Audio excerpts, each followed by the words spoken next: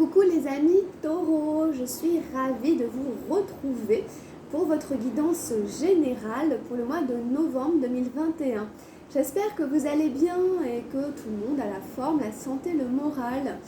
Allez, on va aller retourner les cartes, on va aller regarder ce que vous attend, ce qui vous attend pour le mois de novembre. On prendra une carte aussi avec le tarot de la transformation et j'ai deux cartes avec les messages lumière. Alors, taureau, l'énergie générale pour novembre. J'ai eu le maître. Waouh, ça dégomme. Alors, c'est la carte la plus forte, on pourrait dire. C'est une carte dans le jeu qui n'a pas de numéro. Ça fait partie des arcanes majeures. On y reviendra tout à l'heure. Elle est en plein milieu de votre tirage, donc ça promet.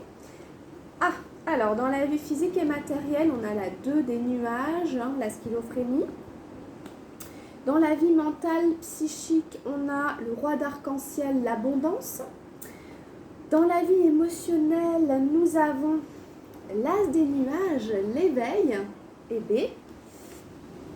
Ça fait deux maîtres presque, c'est fort. Et nous avons dans la vie spirituelle la 6 d'eau, le rêve. Ok, alors c'est un tirage intéressant. Nous n'avons pas d'énergie de feu, qui est l'énergie d'action. On a de l'arc-en-ciel, donc de la terre, on a des nuages, du mental, on a une arcane majeure avec le maître et on a de l'eau. Donc c'est quand même assez équilibré, sauf qu'il n'y a pas de feu. Alors, on y va, c'est parti. Alors déjà comme ça, comme vous avez deux énergies air, dans la vie émotionnelle et dans la vie physique et matérielle, on a deux énergies qui se suivent. On a l'as en fait, la numéro 1, c'est l'as, et le 2. Donc il y a quelque chose comme ça dans la vie du mental, enfin avec les énergies mentales. Mais dans la vie mentale, on a une autre carte. Donc c'est intéressant. On va y revenir. Le maître, en plein milieu du tirage. Bah écoutez, ça peut vous représenter vous, les amis taureaux, en novembre. Vous avez cette espèce d'aura, cette espèce de capacité à guider les autres, à leur servir d'exemple, de modèle, de par peut-être votre sagesse, votre vécu, votre expérience. Peut-être que vous endossez cette énergie du maître, de celui qui peut aider, guider, accompagner, conseiller les autres à croire en eux, à développer leur intuition, leur talent, à bien les orienter, les conseiller, etc. Un homme sage sur qui on peut compter, ou une femme, peu importe, qui représente la sagesse et la connaissance. Voilà, sagesse et connaissance. Ici, vous êtes le maître, vous êtes le guide en novembre, les taureaux. Ce personnage, c'est Oshozen, c'est Osho, celui qui a construit le tarot Oshozen, c'est Osho. C'est un grand maître spirituel. Et ici, vous voyez, il a comme... alors, c'est pas une auréole, mais je pense que c'est un petit clin d'œil quand même. C'est la lune, donc la pleine lune, en mode, intuition très très forte, super puissante intuition. La longue barbe blanche qui représente la sagesse, et le maître nous regarde en face, puisqu'il nous suggère de devenir nous-mêmes notre propre maître.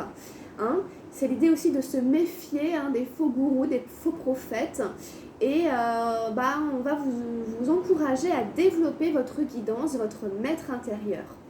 À moins que ce soit un personnage dans votre vie, les taureaux, qui représente un maître spirituel et qui aura une place tout à fait importante, fondamentale en novembre. Mais je pense plutôt que c'est à l'intérieur de vous. Ce maître, c'est à l'intérieur de vous. Et là, il est particulièrement fort au mois de novembre. Alors, parallèlement à ça, on a la 2 des nuages dans la vie physique et matérielle. Donc, dans la vie physique et matérielle, c'est une énergie du mental. Donc, vous pouvez peut-être rencontrer une forme de dualité, une forme d'impasse quant à votre projet ou vos projets qui touchent directement votre vie matérielle et physique. Votre corps, votre maison, vos finances, votre travail. vos besoins élémentaires. Dans cette 2 des nuages, c'est l'idée d'être complètement coincé et de ne pas du tout réussir à prendre une décision. On n'arrive même pas à choisir. On est comme paralysé, figé, bloqué dans une situation qu'on n'a pas forcément choisie d'ailleurs. Vous voyez ce personnage, hein, il est comme ça entre 2 gros blocs et il peut aller dans aucune direction, ni en haut, ni à droite, ni à gauche, ni en bas. C'est une impasse. Donc voilà, il y a une sensation qui fait que psychologiquement, vous ne voyez pas d'issue à cette situation. Voilà, qui est physique et matérielle. Donc c'est ce qui se dégage là de cette carte. D'où peut-être l'idée d'aller voir un espèce de maître spirituel peut-être pour essayer d'avoir une réponse. Parce que vous ne voyez pas. Donc ça peut être aussi aller chercher quelqu'un comme ça pour vous guider. Parce que là, vous êtes bloqué. Il y a des contradictions. Il y a des contradictions aussi peut-être à l'intérieur de vous. Alors si je prends à droite, il se passe ça, ça, ça. Mais en même temps, il se passe ça, ça, ça. Donc je peux pas vraiment. Et si je prends à gauche, il se passe ça, ça, ça. Mais en même temps, donc je peux pas vraiment. Enfin bon, bref, vous voyez, c'est que ça. Et si je vais tout droit, bah ok, mais en fait, non. Et puis si je vais derrière, ok, mais non. Donc en fait, on est au point mort. Donc vous voyez, chaque solution se retourne contre elle-même et vous n'arrivez pas à avancer en fait dans votre tête, dans votre projet. Donc il faut peut-être aller faire appel ou à votre guidance intérieure, à votre maître intérieur, à votre grande sagesse intérieure, peut-être aussi à vous connecter beaucoup aux énergies lunaires, aux énergies des nouvelles lunes et pleines lunes de novembre. Peut-être que de méditer pendant ces pleines lunes, ça va vous aider, ça va débloquer quelque chose dans votre esprit, par exemple. Ce genre de choses. C'est ce que je pourrais vous conseiller, par exemple. Et puis, on continue. Dans la vie du mental, on a une super bonne carte en plus. Hein, on a l'abondance, le roi d'arc-en-ciel. Donc, j'ai l'impression quand même que vous allez vers une forme d'abondance, que votre esprit, votre manière de raisonner est quand même tournée vers justement le fait de récolter des fruits, le fait d'avoir suffisamment travaillé, le fait de considérer que on a une assez grande sagesse, ou en tout cas l'idée qu'on peut récolter maintenant, c'est l'heure. Hein. Voilà, je suis dans une disposition psychologique, mentale, où je suis comme ce roi-là, hein, dans une forme d'abondance. C'est des richesses intérieures, c'est des richesses peut-être vraiment financières, etc. Donc peut-être que vous savez qu'il y a des richesses à l'intérieur de vous, que les richesses peuvent arriver. Et donc du coup, c'est ailleurs quelque part, vous voyez. Ça se manifeste ensuite dans le physique, la contradiction, comme le passage à l'acte. Et d'ailleurs, on n'a pas d'énergie de feu. Il va manquer cette espèce d'action, ce passage à l'action. Mais dans le mental, en fait, ça va très bien. Quelque part, vous êtes ce roi ici. Vous pouvez récolter, vous pouvez profiter de la vie. Vous pouvez profiter, on profite ici de la vie. Hein. On mange du raisin, on est bien portant, bien en chair. On est heureux, on est content, on est pépère, on dort bien, on mange bien, tout ça. Enfin, vous voyez, bon, c'est le roi d'arc-en-ciel, quoi. On est épanoui. Dans l'abondance, il ne manque rien de spécial, on a la forme, la santé, vous voyez, bon. Donc, avec cette carte, normalement, tout va bien. Dans la vie émotionnelle, on a encore une énergie des nuages, l'éveil, c'est un as. L'as des nuages, l'éveil. Et donc, je vous disais, cette carte, elle précède la numéro 2. Donc, qu'est-ce qui fait que il y a ce 2 ici, là. Alors là, c'est vous qui savez. Sinon, vous voyez, l'as des nuages, l'éveil, c'est le Bouddha. C'est le Bouddha qui s'éveille. On a une espèce de prise de conscience, peut-être une révélation. Au niveau émotionnel, quelque chose qui demande à être transcendé, mais quelque part, là, c'est par le mental. Hein. On a quand même une carte des émotions, mais dans la vie spirituelle. Là, c'est un mental, si vous voulez, qui est comme le Bouddha. Donc, ça vient faire écho à la carte du maître ici. Donc la pleine lune, on la retrouve ici, c'est le troisième œil, on voit dans l'obscurité, on a un très bon sixième sens, on a une intuition très développée, on a une grande clairvoyance. Il peut y avoir un nouveau départ, quelque part, hein, un nouveau départ en effet, avec un as, hein, il y a toujours un élan, un nouveau départ, une nouvelle voie. Donc dans le mental, normalement ça pourrait être clair, il y a un éclaircissement, avec en effet cette pleine lune et tout, un éclaircissement sur une idée, sur une conception, sur quelque chose que vous avez mentalisé. Et en fait, si vous voulez, ça passe par les émotions. Hein. C'est dans les émotions ici. Donc si vous voulez, peut-être que la lumière va être faite sur toutes les émotions qui vous traversent, parce qu'au niveau de votre mental, ça va devenir clair. Et vous en avez besoin parce que dans la vie physique, c'est encore un peu bloqué.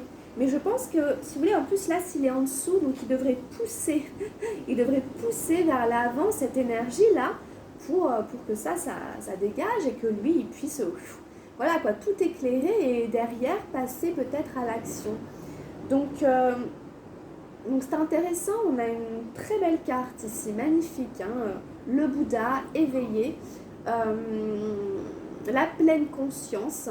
Encore une fois, peut-être la méditation, en tout cas, voilà, une clairvoyance, comme si, voilà, je sais, c'est comme ça, je le sais, c'est clair, c'est posé, c'est calme, c'est tranquille. Donc ça, c'est très important ici de considérer ça ici. Hein. Et dans la vie spirituelle, nous avons la 6 d'eau, le rêve. Donc vous voyez, votre tirage, il est en 2 temps, puisqu'on retrouve encore une carte dans laquelle on a le sentiment d'être un peu bloqué. Elle pourrait faire penser à la 2 des nuages. Donc la 6 d'eau, c'est le fait de rêver une vie que l'on ne vit pas forcément. C'est le fait de fantasmer quelque chose que dans la réalité physique, dans le corps, on ne vit pas. Alors peut-être que ça peut parler d'une vie amoureuse pour certains d'entre vous. Peut-être qu'on aurait besoin, envie d'un espèce d'épanouissement spirituel à travers la vie à deux et qu'on ne l'a pas et que du coup ça reste de l'ordre du fantasme. Ça pourrait être une interprétation, donc à vous de voir où en est votre vie sentimentale. Si ça ne parle pas forcément de votre vie sentimentale, il y aura quand même l'idée d'incarner des croyances, etc., qui sont encore peut-être de l'ordre du rêve et qui ne sont pas vraiment vécues dans le corps, dans l'incarnation. Donc je pense qu'il y a un retour comme ça à faire aussi au corps qui doit passer par une espèce de clarification mentale pour aussi revenir aux émotions et être un peu plus peut-être dans le vivant quelque part. Mais ici, vous voyez, hein, ce 6 d'eau, le personnage est très terne, il est dans des couleurs comme ça, un peu vert, pas très terrible. Et puis, bon, il y a le rêve bleu qui est magnifique. Hein, mais en fait, il s'ennuie ce personnage. Donc, est-ce que vous avez ce sentiment-là ? Est-ce que vous avez un sentiment de manque peut-être, ou de frustration, enfin quelque chose ? En tout cas, par rapport à la vie spirituelle, c'est étonnant, je l'ai rarement eu dans la vie spirituelle. Vous avez une carte extrêmement forte dans votre tirage qui parle de spiritualité, c'est le maître. Et vous avez aussi l'éveil. Pour moi, c'est 2 cartes qui parlent de spiritualité. Si on a ce 6 d'eau dans la spiritualité, c'est pour faire écho, à mon avis, à ce qui pourrait bloquer. Ce qui pourrait bloquer de cette difficulté de passer à l'action et de vivre vos rêves et de vous relier à votre spiritualité de manière concrète, tangible, sans être dans une sensation de manque, hein, sans être dans le besoin de l'autre, sans forcément... Peut-être qu'il y a quelque chose au niveau sentimental, émotionnel qu'il faut traverser, peut-être qu'il faut faire le deuil de quelque chose dans la vie sentimentale pour vous reconnecter à votre spiritualité et vous réaligner sur votre chemin d'âme, bien que votre spiritualité, bon, avec les 2 cartes qu'on a là, pas forcément l'impression qu'elle soit vraiment mise à mal, mais vous voyez, on a quelque chose qui flotte un peu comme ça dans votre tirage. Donc on verra, vous me direz, hein, laissez-moi des commentaires éventuellement. Alors aussi, soyez vigilants à vos rêves la nuit, hein, essayez d'être attentif, hein, ça c'est une autre interprétation, le rêve tout seul. Peut-être que vous aurez des messages, peut-être même des prémonitions, etc., dans vos rêves la nuit et que peut-être les écrire ou aller regarder la symbolique de tel objet ou de telle chose, etc., ça va vous éclairer. Peut-être que, vous voyez, vous avez cet éclairage qui arrive quand même ici avec l'as des nuages. Donc, bon voilà, c'est un tirage intéressant, les amis taureaux. Alors, on va aller regarder avec le tarot de la transformation. Qu'est-ce qu'on a tiré pour vous? J'ai tiré le discernement, la numéro 11. Bah, c'est pas vraiment étonnant, ça fait écho à l'éveil ici, à cette espèce de clarification. Hein, le discernement, on va essayer de discerner. Ah bah, le maître, le jardinier et le visiteur. Alors, on retrouve le maître. Le maître en pleine action. Le mental aspire à être extraordinaire. L'ego est en demande, il a soif d'être reconnu comme spécial. Certains réalisent ce rêve par la richesse, d'autres par le pouvoir, la politique, d'autres encore par des miracles, du charlatanisme. Mais le rêve ne change pas, entre guillemets, il est intolérable d'être ordinaire, fermez les guillemets. Et c'est cela le miracle, quand vous acceptez votre anonymat, quand vous êtes tout aussi ordinaire que n'importe qui, quand vous ne cherchez jamais à être reconnu, quand vous êtes capable de vivre comme si vous n'existiez pas.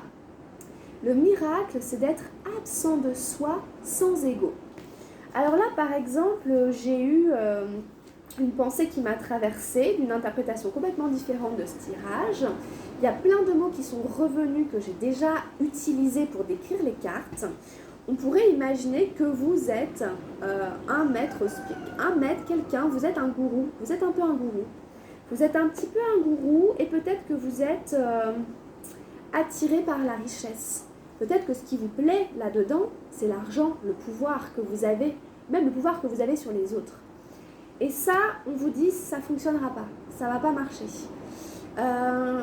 On vous dit, ah, l'ego, lui, il adore. L'ego, il adore être spécial. Ça va être cette impasse. Hein.